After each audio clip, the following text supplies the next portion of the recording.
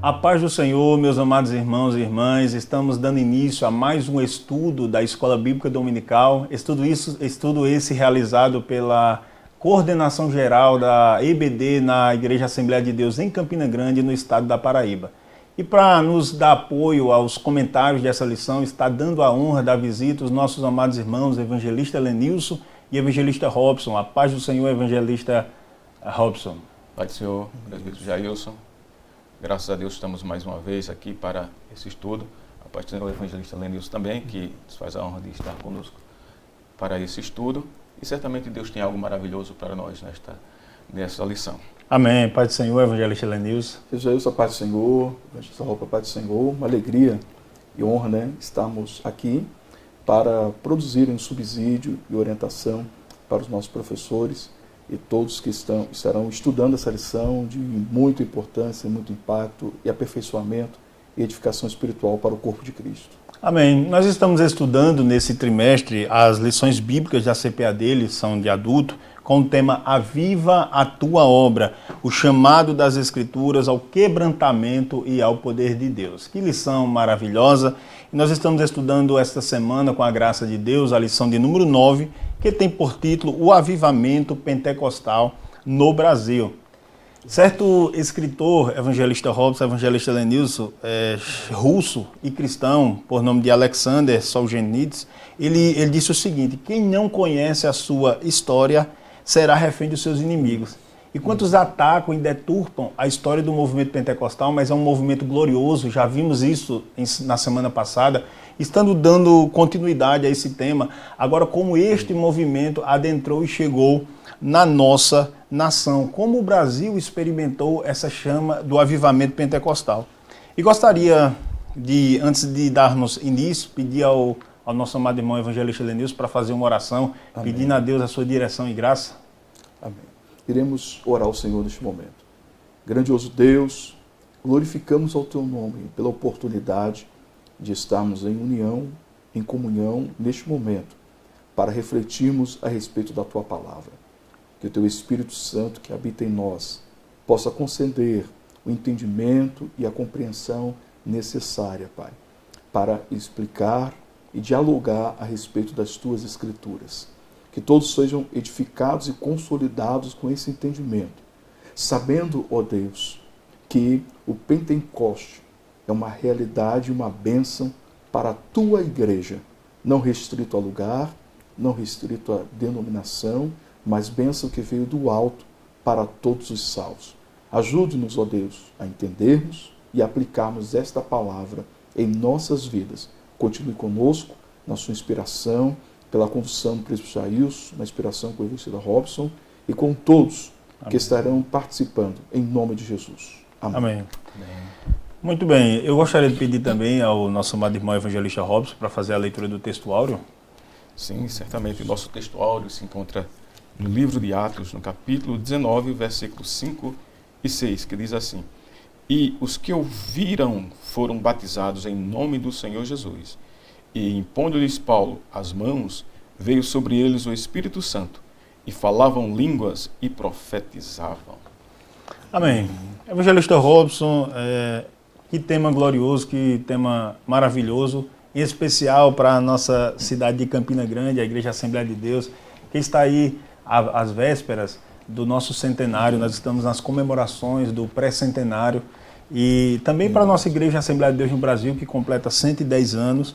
E nós estamos estudando esta lição, como já falamos, como o avivamento pentecostal adentrou em terras brasileiras. E o autor da lição, ele inicia dizendo que o movimento pentecostal chega ao Brasil manifestando o poder de Deus com sinais, prodígios e maravilhas. Ele cita os famosos pioneiros do movimento pentecostal no Brasil, os missionários Daniel Berg e Gunnar Wingre, que são suecos.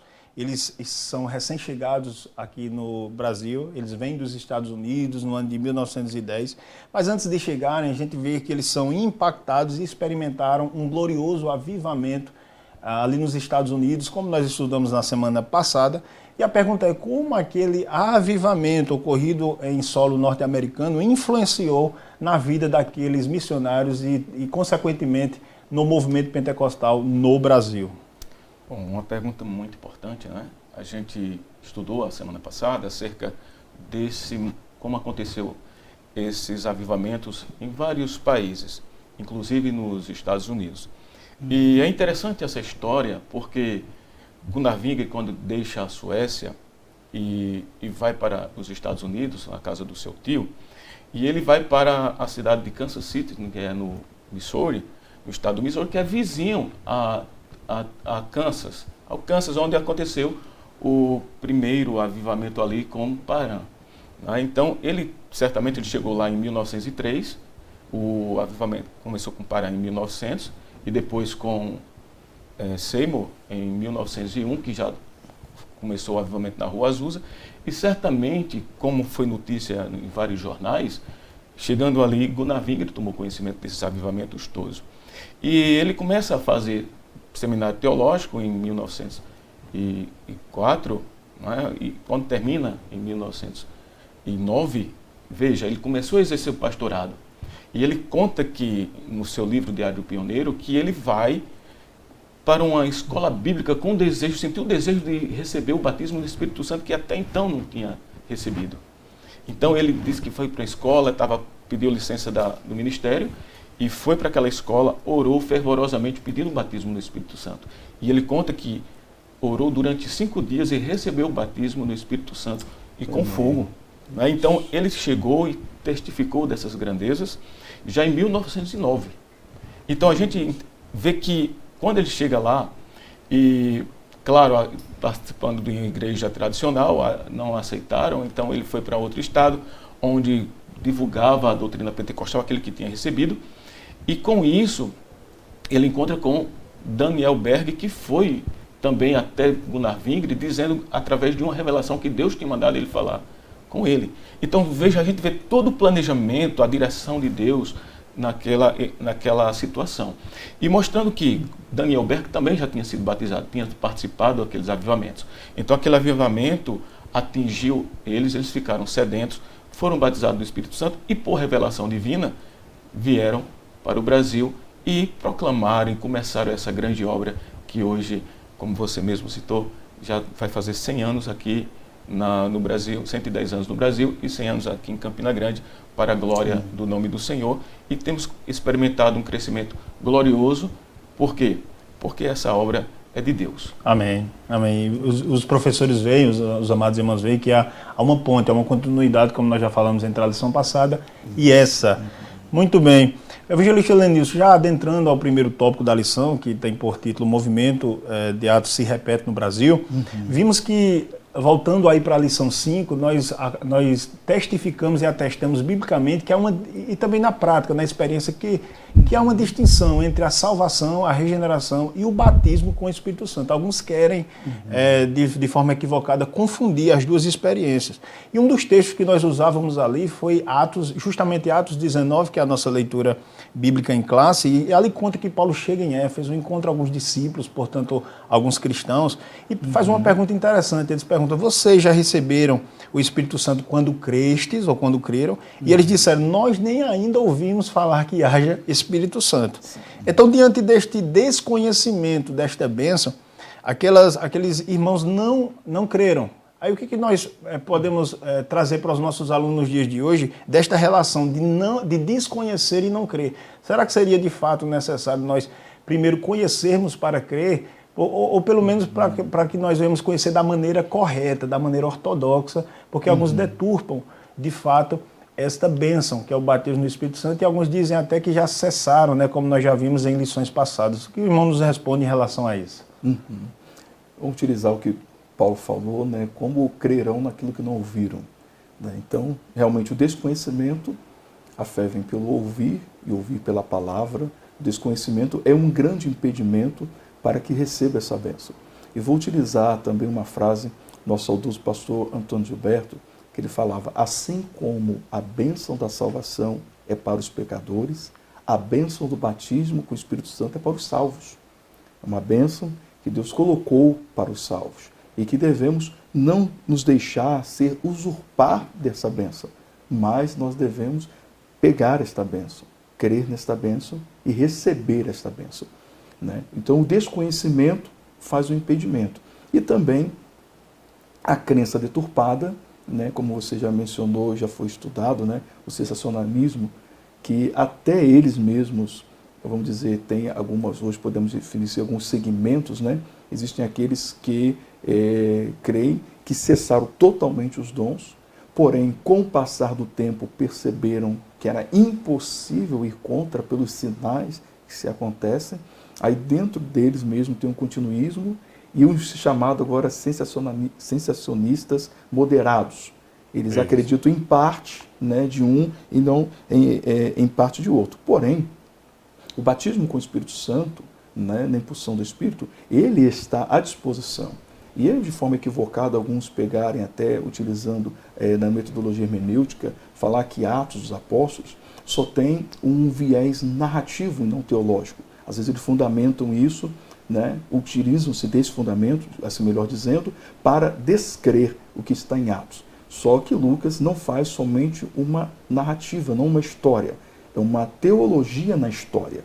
É uma narrativa teológica, né? E confirmada pelo apóstolo Paulo e dentro da Bíblia Sagrada. Por isso que você vai perceber em vários momentos de Atos, Cornélio, por exemplo, todos já conhecem essa história, né? Mas é bom enfatizar aqui que ele é regenerado, crer, tem uma visão, porém Deus o estimula pelo Espírito a chamar Pedro para que possa ir à sua casa, para que ele receba.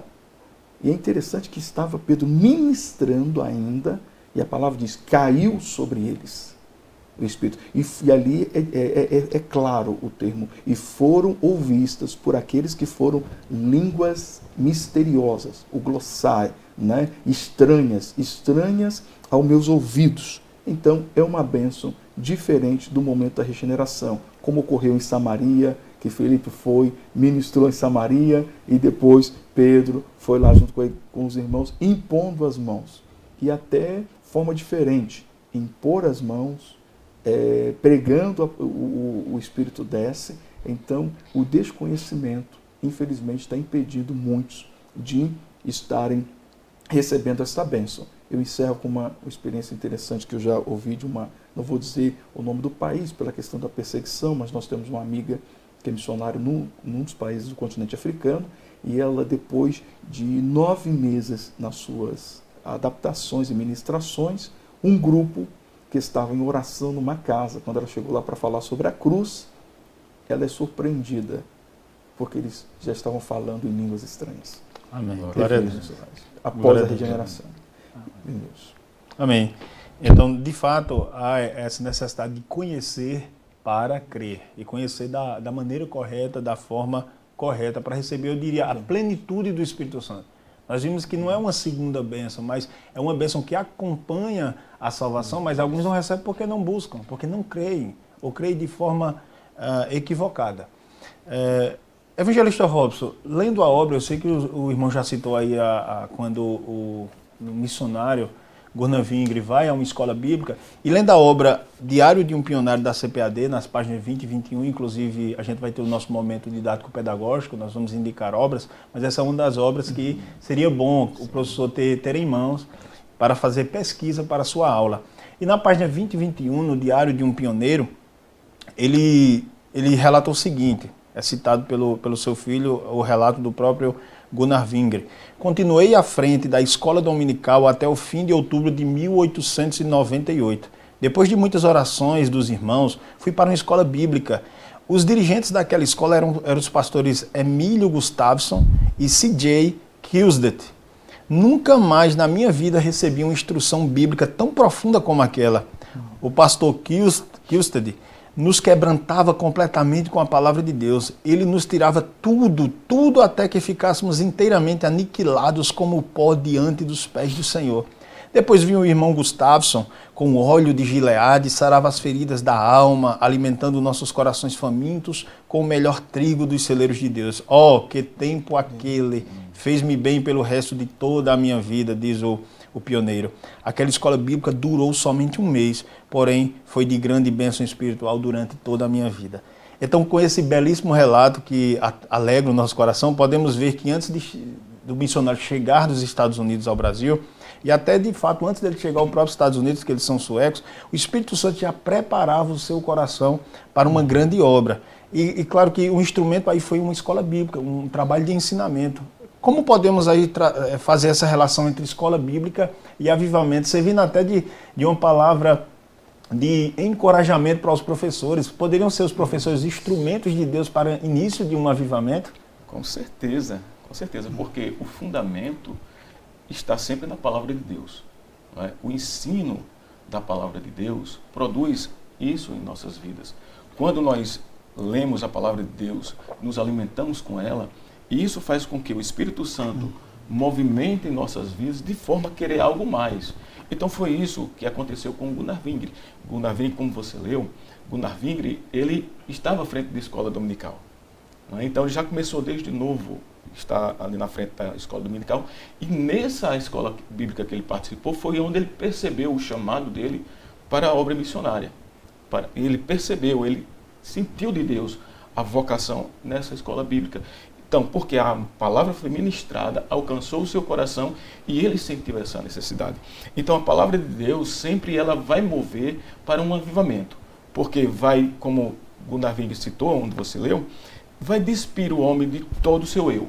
Então, vai reconhecer que o homem ele não é nada sem Deus. Então, esse reconhecimento, esse sentimento que ele começa a sentir da parte de Deus, então ele vai colocar a sua vida nas mãos de Deus e se coloca à disposição. Foi o que Gunnar Wingre fez. E é interessante o quanto essa palavra produz avivamento, que foi isso que começou a fazer nele, torná-lo uma pessoa avivada, e com isso, a prática da oração que é atrelada ao avivamento.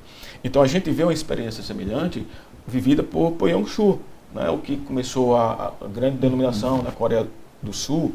E Poyong-Chu ele também fala que quando aceitou o evangelho, ouvindo um missionário pregando, e ele era deficiente e creu no que a palavra de Deus falava. Então orou a Deus, o Senhor o curou, e ele disse o seguinte, que queria que aquelas palavras que adentraram no seu coração, que mudaram a vida dele, ele queria que Deus fizesse isso naquela nação dele. Então sentiu o chamado e disse, Senhor, porque uma coisa ele falava no seu livro, A Quarta Dimensão, que é você estar num local onde lá os monges budistas também operavam milagres nas suas preces e havia curas. Ele conta que havia até muitas curas.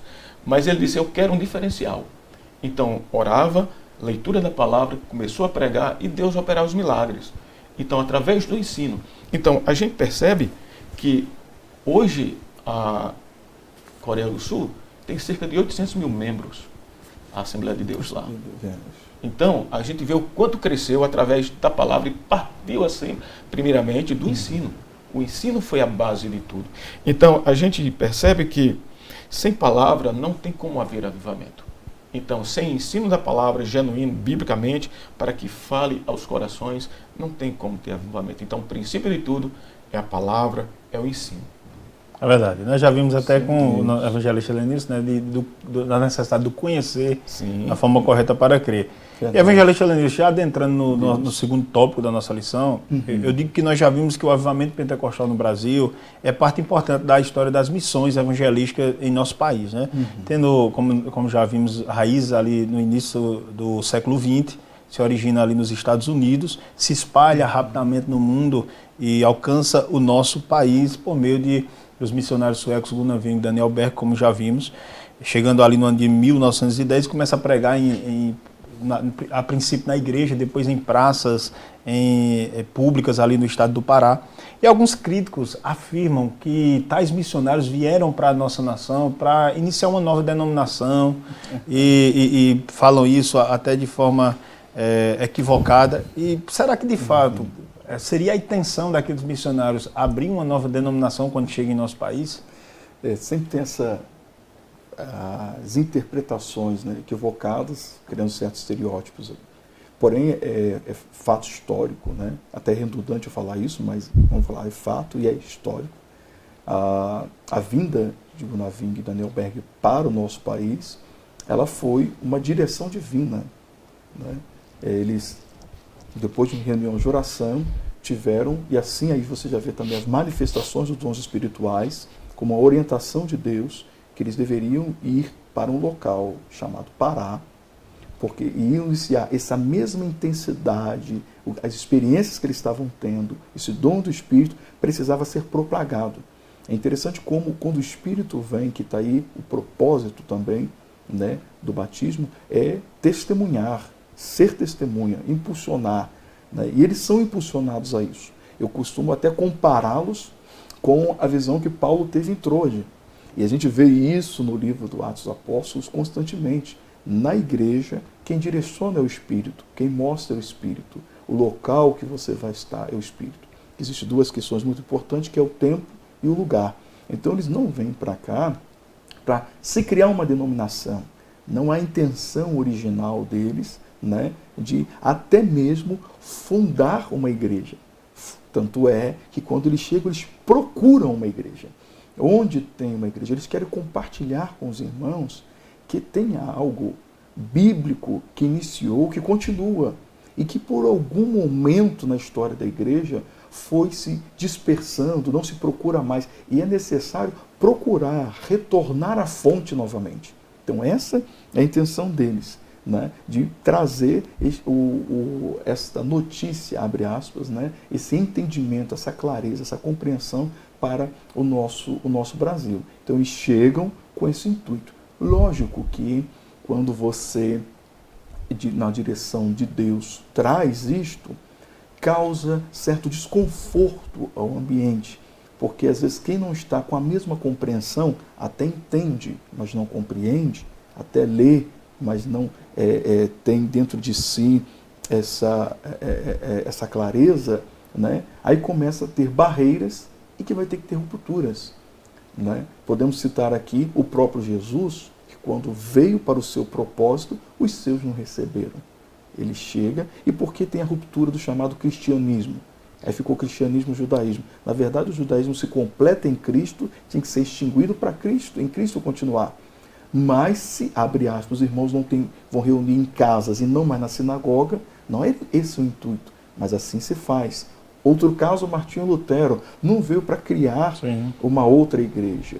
Ele queria a reforma na igreja, a transformação, o retornar ao primeiro amor na igreja. Porém, a barreira causou a ruptura. E é o que aconteceu também com os nossos missionários. Pela sua não aceitação, ocorre essa ruptura, né, que eles veem como a missão da fé, e depois o nome Assembleia. Eles recebem a notícia que já tinha sido consolidado, primeiramente no Canadá, depois nos Estados Unidos, como Assembleia de Deus. E assim inicia-se esse grande movimento que eu acredito que muitos países foram abençoados, porém o impacto no Brasil é fenomenal, extraordinário. Sim. Pelo crescimento, pelo hoje ser as maiores nações pentecostais do mundo, e não somente isso, como também recebeu, o Brasil não foi represa, porque nós recebemos e enviamos para outros países também. É verdade, maravilha. E Evangelista Robson, após relatos de diversas irmãs serem batizadas com o Espírito Santo, inclusive a irmã Celina Albuquerque, a primeira pessoa a ser batizada com o Espírito Santo no Brasil, conta-nos em seu diário, o missionário Vingre, ele nos conta que alguns irmãos creram naquele poder, naquela manifestação de poder, já outros não creram.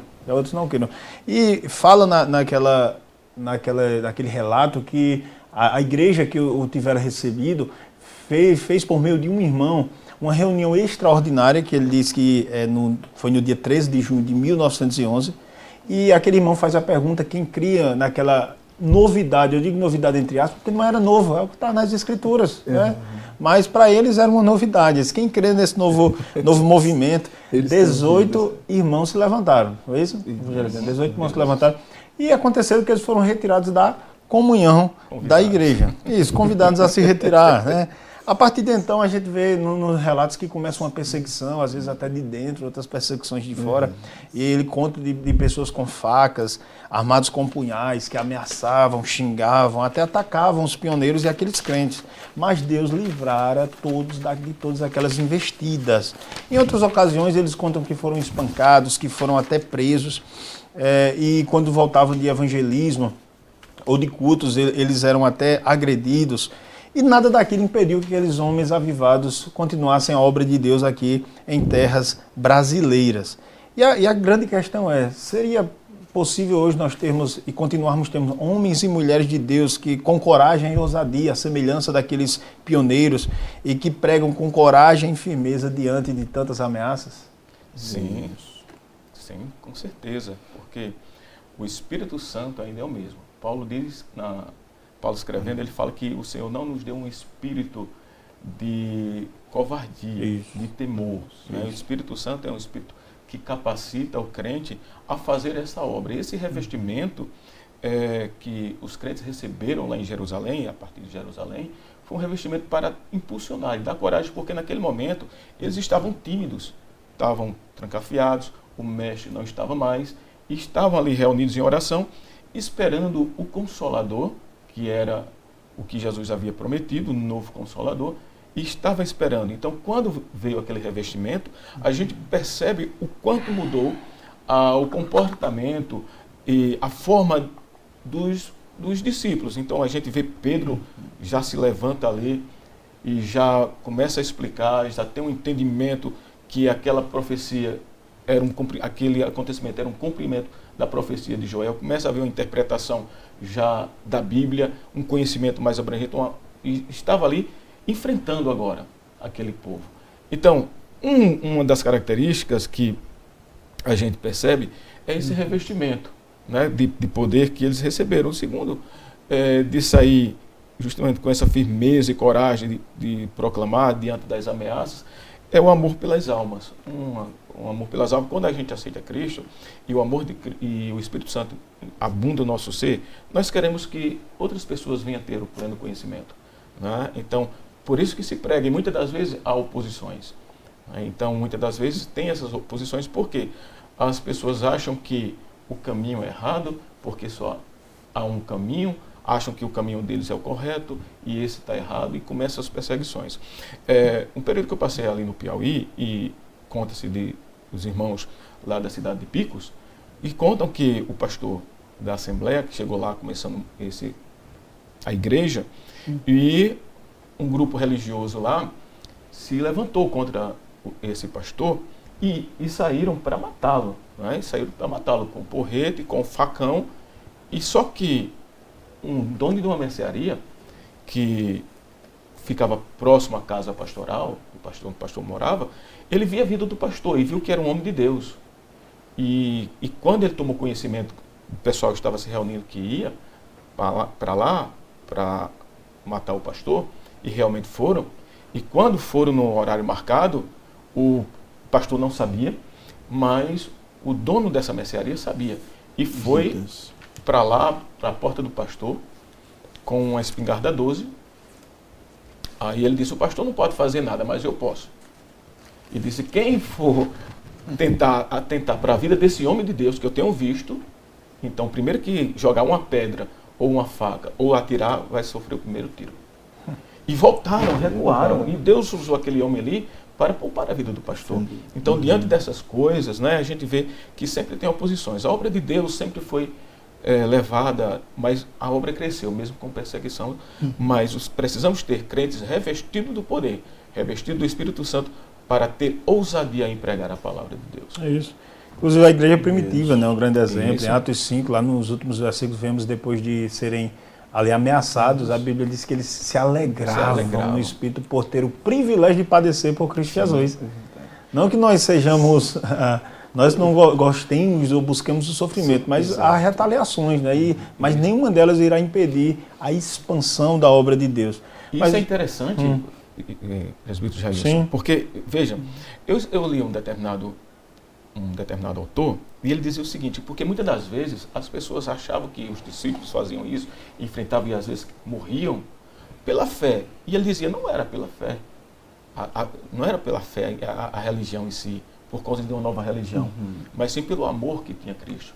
Então, quando eles aceitavam, compreendiam, e eles passavam a amar a Cristo. Então, o amor que eles sentiam por Jesus fazia com que eles morressem. Porque se fosse por uma nova religião, era fácil negar. Mas Exatamente. pelo amor, você vai ser fiel até a morte.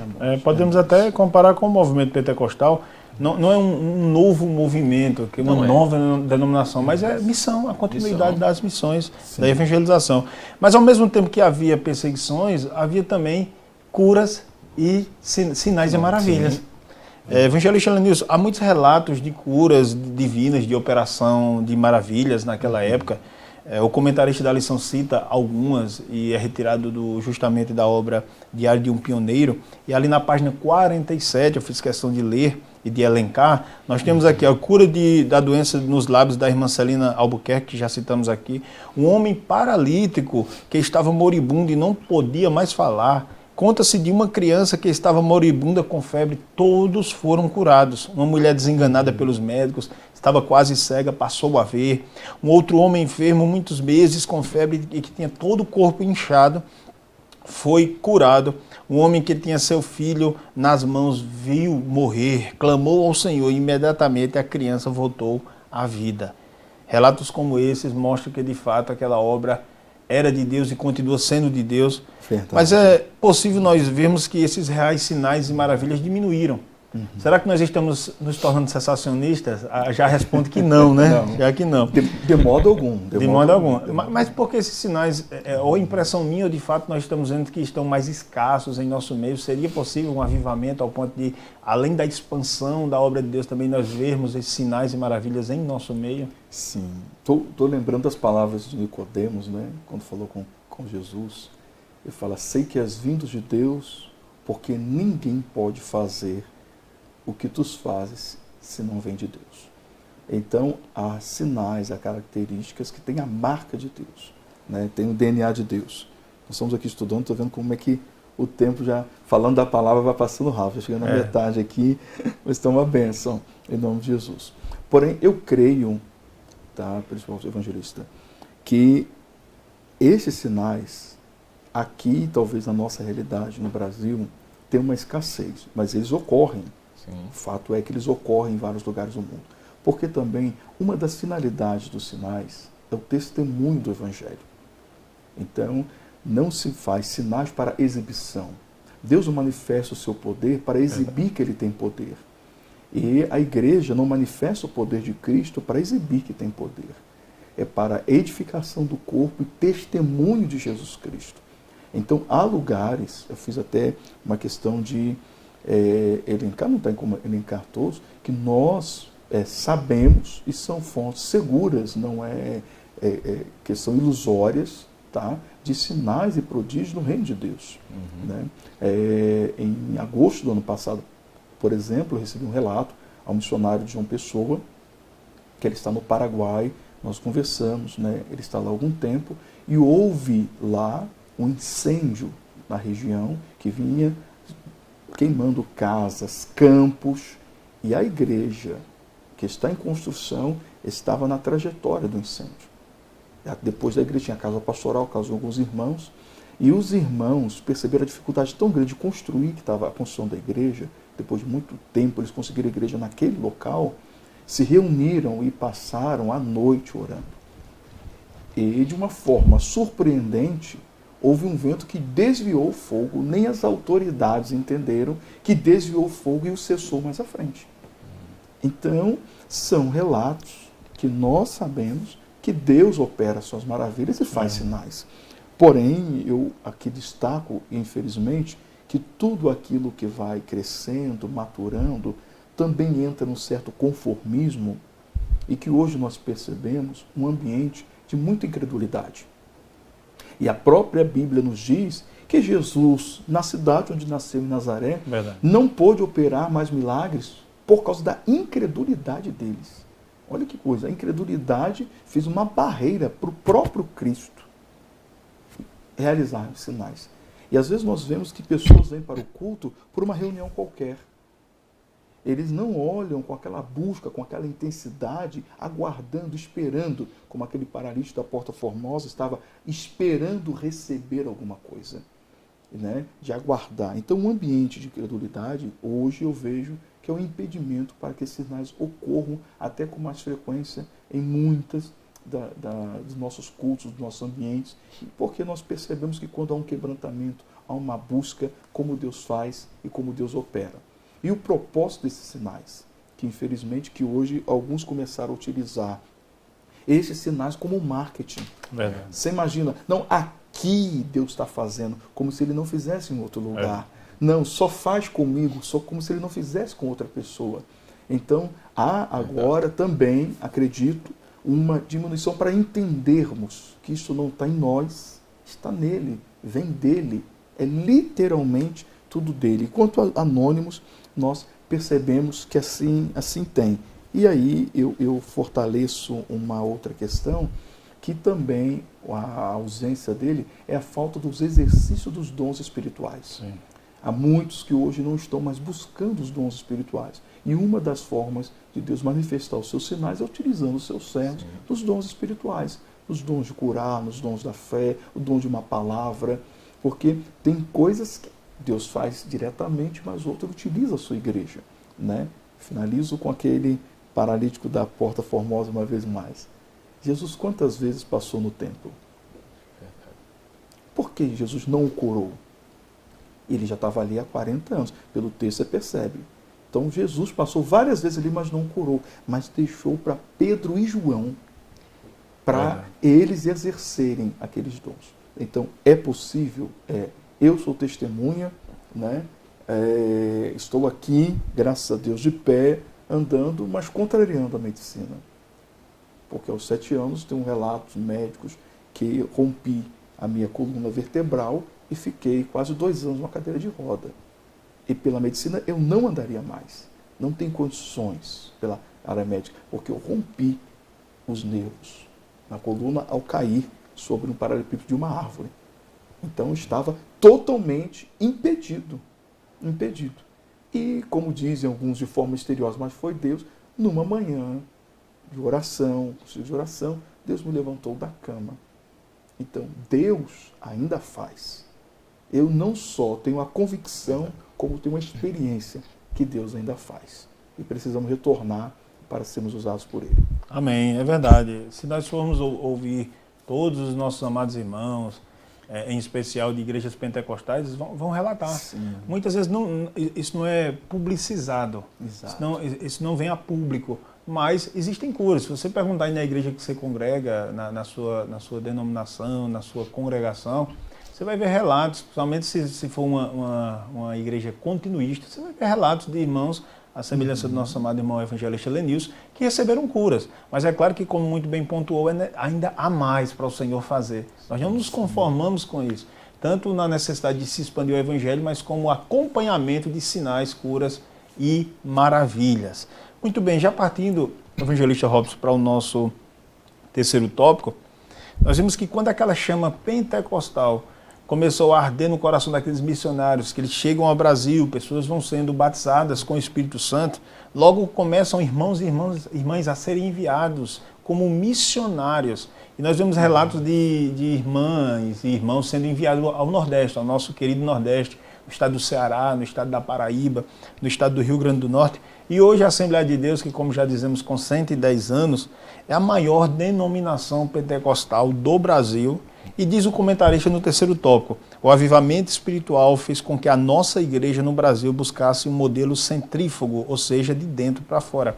Essa palavra, a gente sabe que sua área é física, e essa palavra ela não é tão comum a nós, né? Leigos na física. Mas nosso vocabulário dia a dia é diferente. Verdade. Mas ainda bem que ainda temos um bom explicador aqui. É verdade.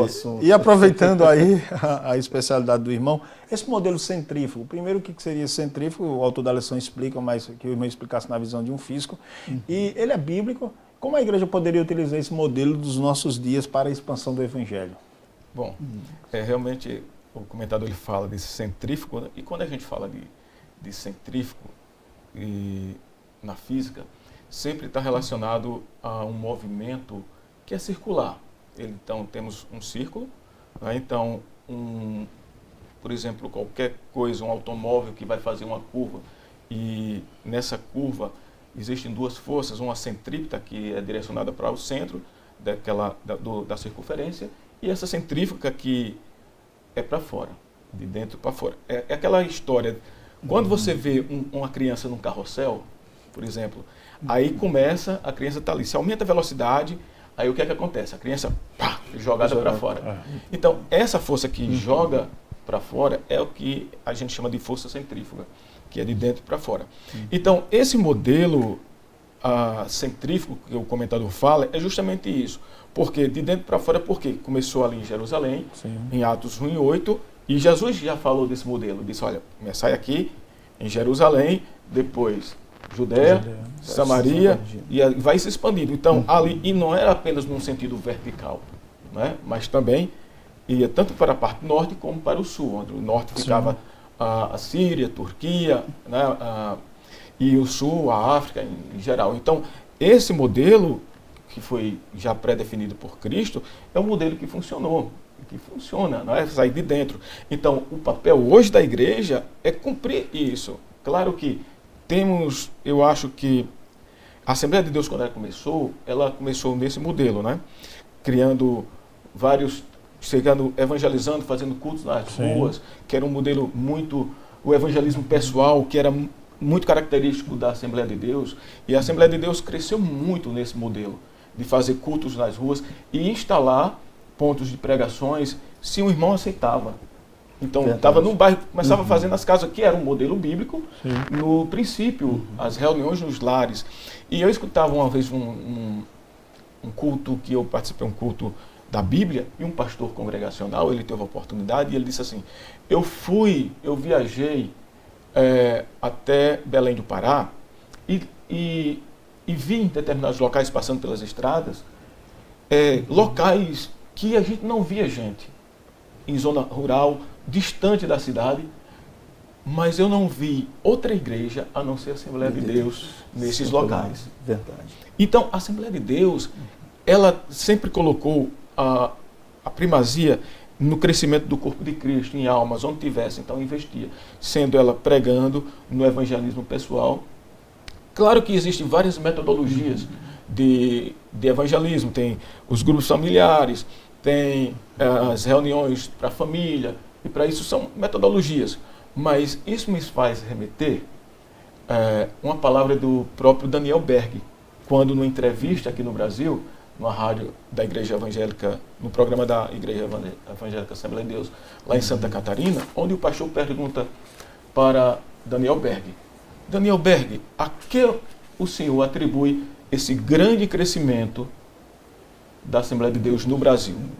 Então, às vezes eu fico pensando, como é comum hoje, né, como o evangelista Denis falou aqui, que alguns tentam se autopromover, venha para aqui que aqui é a cura, eu faço isso, a gente está fazendo isso, a gente está fazendo aquilo. Nós temos um modelo que é melhor do que outro modelo. Poderia muito bem Daniel Berg dizer, não, é a forma que nós trabalhamos, mas não. Ele tocou no ponto-chave principal. Ele disse, o Espírito Santo. Amém. Então, o Espírito Santo é o que é o responsável por isso tudo.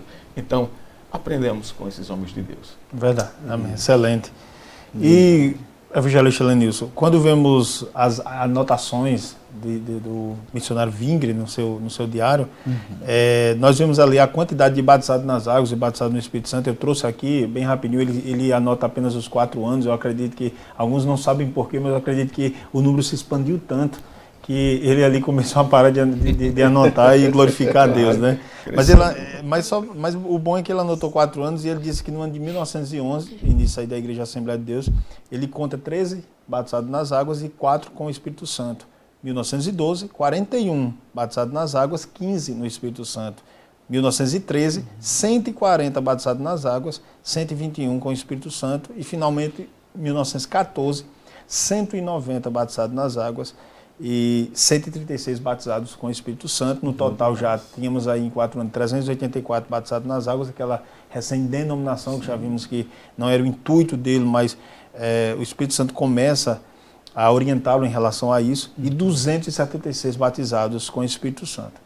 Recentemente, eu não diria nem tão recentemente, mas há 12 anos atrás, mas é mais recente, nós temos uma pesquisa do IBGE que os pentecostais já ultrapassavam 25 milhões de cristãos no Brasil, e a Igreja Assembleia de Deus totalizando mais de 12 milhões. É claro que hoje deve estar bem mais, né?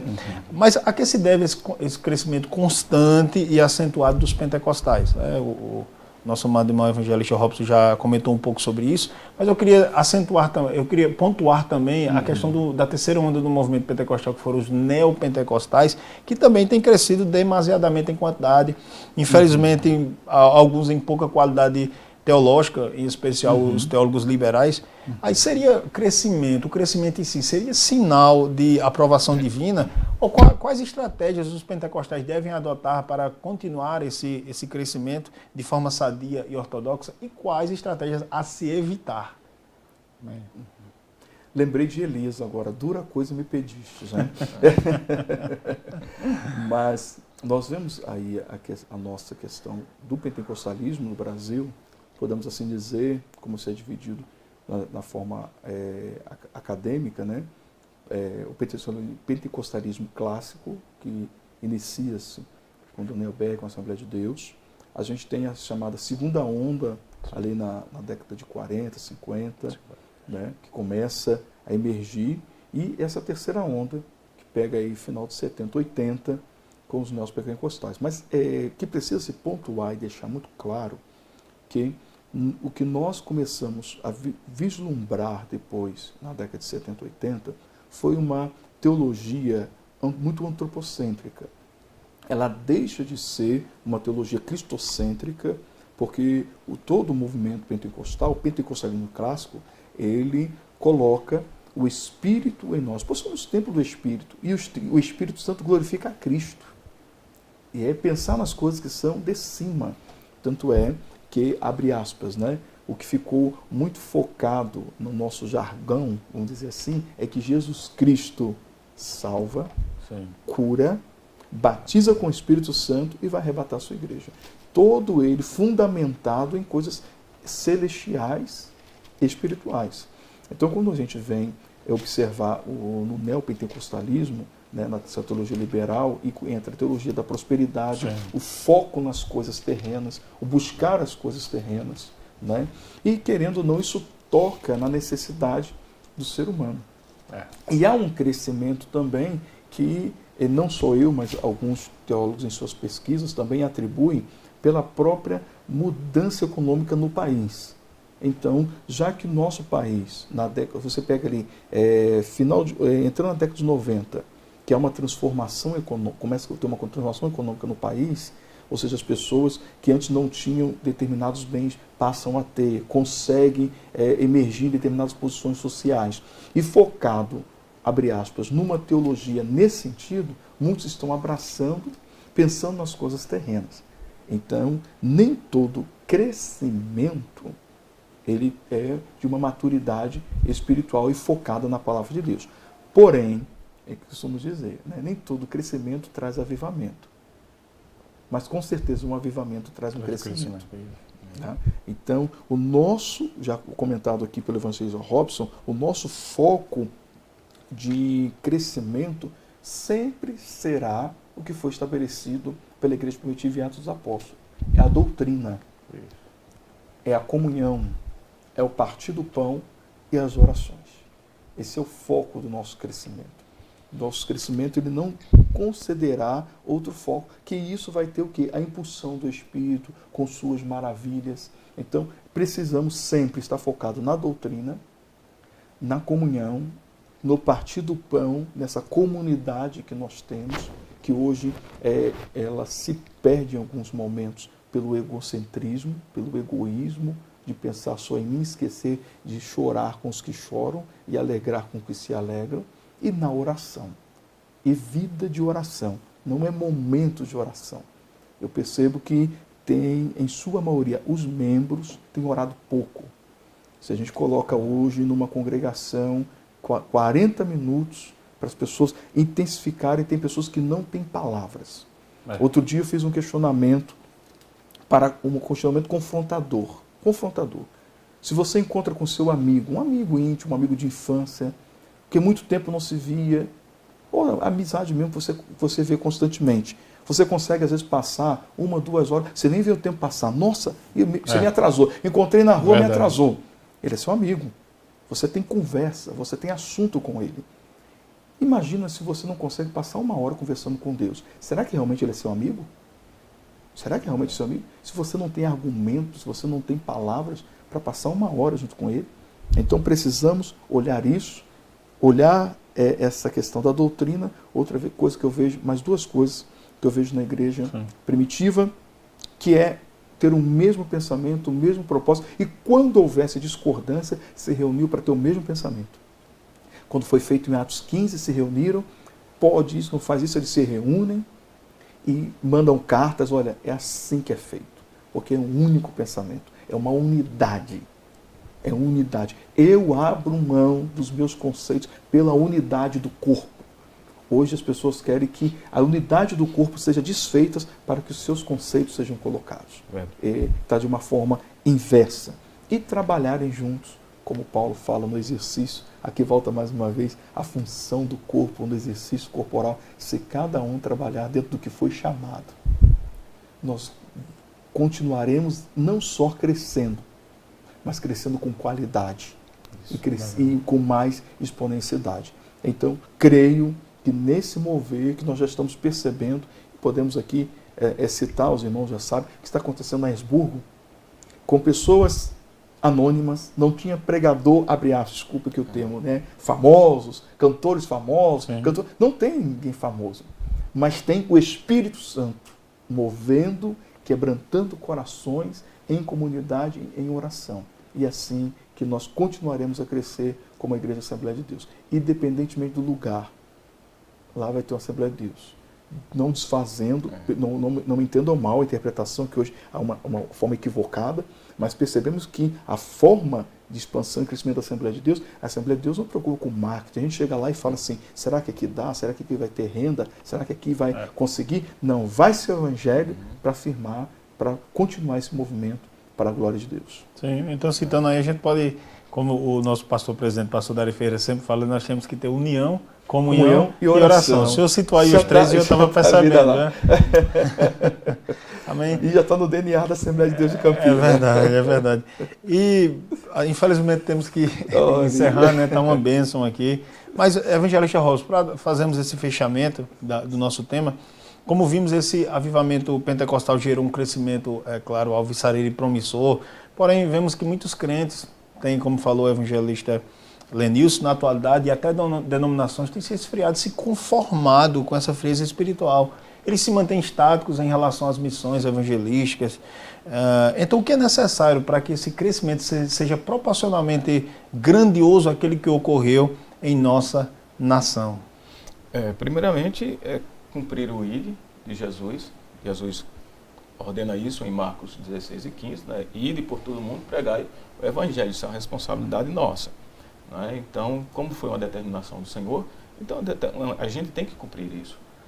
Jesus, e segundo Jesus, quando falou para os seus discípulos, ele disse assim, ficai em Jerusalém, porque eu vos envio a promessa do Pai, até que do alto sejais revestidos. Então, o revestimento era um complemento a mais, para que eles tivessem ousadia, como já falamos disso, de pregar a palavra de Deus. Agora, é certo que hoje nós temos grandes desafios, né, no sentido de evangelismo, porque a Assembleia de Deus começava a pregar, no princípio, casa em casa, fazer evangelismo de casa em casa.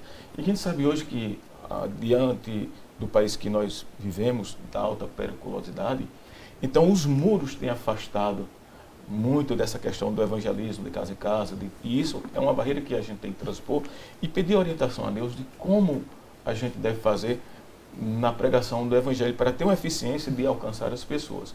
Então, isso aí, cumprindo pelo menos orando a Deus, cumprindo o ID, sendo revestido, as demais coisas, estratégias, em oração, em comunhão com o Senhor, né, em intimidade com Ele, como o evangelista Lenilson falou, de conversar com o Senhor, Ele vai dar um esclarecimento acerca dessas coisas. E claro, o intuito do Senhor é que essa obra cresça. E essa é sempre a vontade dEle. E certamente, agindo, pelo menos tomando como providência esses dois caminhos, demais o crescimento, como diz a Bíblia do Senhor, quem acrescia. Você vai salvar. Exatamente. Eu sempre digo que o mais interessado em que a obra cresça é o próprio Deus, o dono da obra. Ele precisa de corações, de pessoas que estejam dispostos a serem usados por ele, pessoas avivadas que buscam a semelhança dos missionários que quero encerrar aqui citando-os mais uma vez em memória, Daniel Berg e Gunnar Wingre, e que tenhamos homens e mulheres avivados em nossa nação, principalmente em um período de distanciamento, apenas não somente do distanciamento da Covid-19 aí, dessa fase que, graças a Deus, nós já estamos passando, mas pela tecnologia, né? Sabemos que a tecnologia é importante, é necessário termos um coração avivado também para utilizar a tecnologia, como nós estamos utilizando aqui, para evangelizar em redes sociais, mas eu ainda sou defensor de estarmos na realidade das pessoas, olhando olho a olho e buscando essas almas, essas vidas, sem, claro, esquecermos, repito, a tecnologia. Tá certo? Então, louvamos a Deus pela colaboração dos amados irmãos. Também desejamos aos professores uma semana abençoada, uma excelente aula. Mas antes de terminarmos, se os irmãos tiverem alguma, como sempre fazemos, uma dica didático-pedagógica, uma indicação de uma obra, já citamos tanto aqui o diário do Gunnar Wingre, do Pioneiro, editado pela CPAD. Também existem outras obras, o evangelista Lenilson, o evangelista Robson, fiquem à vontade para indicar ou dar alguma dica didático-pedagógica aos nossos professores. Amém. Aproveitando, quero agradecer a oportunidade, o convite de estarmos juntos, não é? Você, professor principalmente, com a sua disposição e disponibilidade para o reino, que o Espírito o capacite, busque isso, ore pelos seus alunos, né? Estamos estudando um trimestre sobre avivamento, ore por eles, para que Deus venha também quebrantá-los, o coração de todos, para que tenhamos aí um avivamento também na nossa EBD.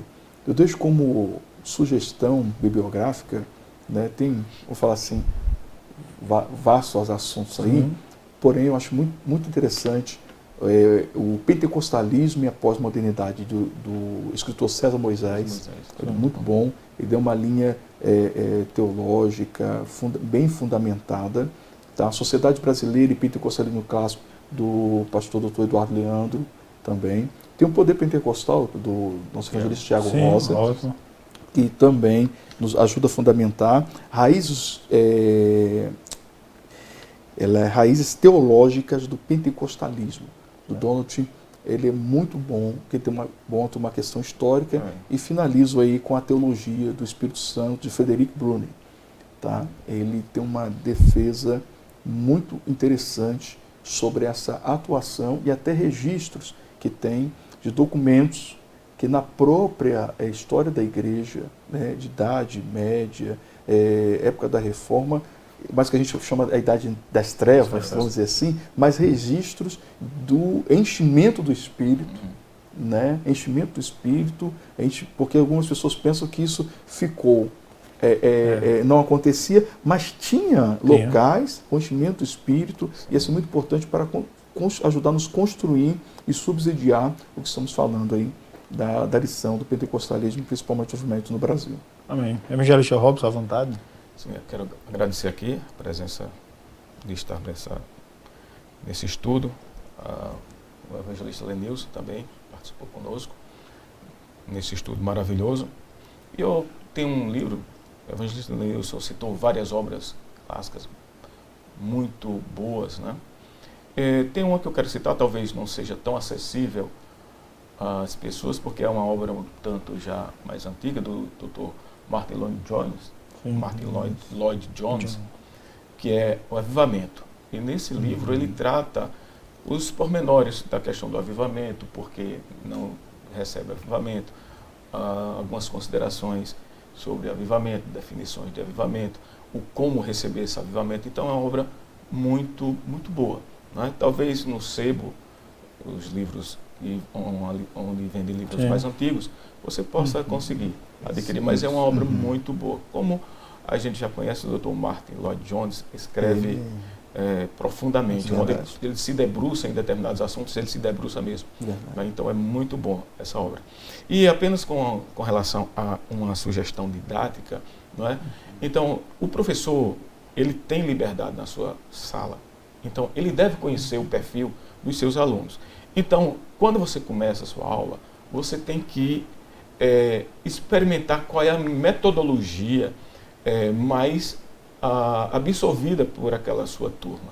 Então nós já falamos aqui de outras metodologias, da forma do construtivismo, de como, falando por parábolas, como foi citado aqui um estudo como que o mediador Jesus participou, e também tem a questão das dinâmicas. Então você faz essa experiência com os seus alunos e veja qual é o melhor para elas, para aplicar, porque fazendo isso vai construir, crescer o conhecimento na sua classe. Se é um recurso multimídia, se não é. Então, o que você tem que fazer é criar, ter a criatividade. Eu me lembro que quando eu tinha uma professora de didática, não é? E ela estava dando aula, e eu falei assim para ela, ensinando em escola pública, na época, e eu disse assim, mas nossa escola não tem recurso de nada, a gente só tem o giz e o apagador que é fornecido para a gente. Então, como é que a gente vai fazer para dinamizar uma aula? Aí ela deu uma experiência que eu trago até hoje. Ela contou, ela fez uma analogia, ela disse assim, uma criança, um bebê, está dentro de um berço onde está cercado. Um berço não tem espaço. E joga ali apenas um único brinquedo e ela se diverte e faz a festa toda ali. Então, isso vale para nós. Então, que a gente compreenda, entenda mesmo o espaço sendo curto, mesmo as nossas limitações, mas nós podemos criar metodologias que vai fazer com que aquela classe cresça. Amém, maravilha. E dentro da minha contribuição em relação ao subsídio didático-pedagógico, a gente vê que essa lição ela é muito prática, ela é bastante prática. E uma das dicas que a própria lição nos traz é pesquisar, e eu achei interessante, pesquisa a história da sua congregação, no seu bairro. Pergunte irmãos mais antigos se ainda estão por aqui, ou pessoas que conhecem a história, para saber como que iniciou, traga aos seus alunos, aguçem a curiosidade dele, o desejo de entender como isso começou, né? E em especial também como o avivamento está na vida de cada um.